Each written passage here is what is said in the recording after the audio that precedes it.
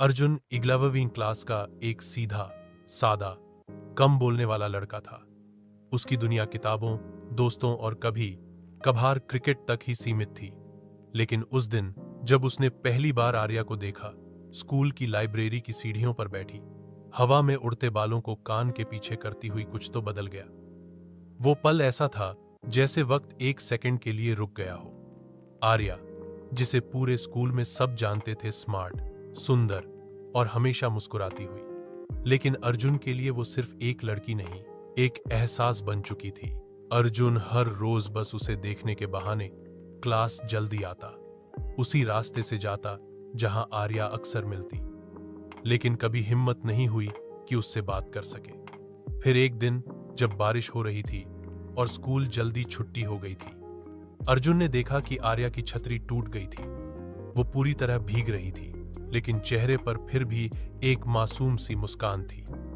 अर्जुन अपने कांपते हाथों के साथ उसके पास गया और बोला, अगर चाहो तो मेरी छतरी ले लो, मैं दौड़ के चला जाऊंगा। आर्या ने उसे देखा, सीधी आंखों में, और पहली बार मुस्कुराकर बोली, तुम नाम क्या है? अर्जुन की धड़कनें जैसे रुक सी गईं। पहली बार किसी ने इतनी नरमी से उसका नाम पूछा था। उस दिन के बाद दोनों की मुलाकातें होने लगीं, कभी लाइब्रेरी में, कभी स्कूल ग्राउंड में। बातें छोटी छोटी होती, लेकिन उनके बीच की खामोशियां भी कुछ कहती थीं।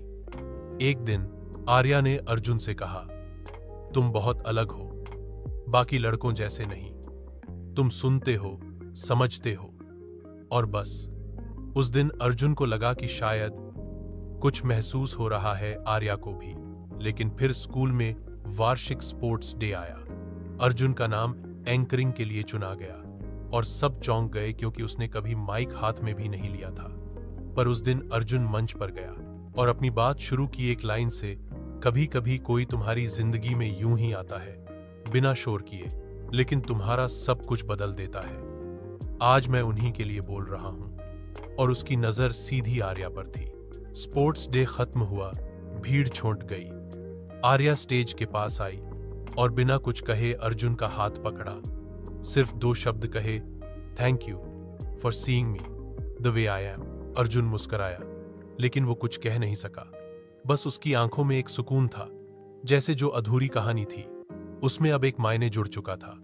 अगले दिन स्कूल में सब कुछ सामान्य था, लेकिन अर्जुन के लिए वो क्लास की खिड़की से आती रोशनी अब ज्यादा सुनहरी लगने लगी थी, क्योंकि किसी ने उसे पहली बार देखा था, समझा था, और सबसे जरूरी, पहली बार उसके लिए मुस्कुराया था।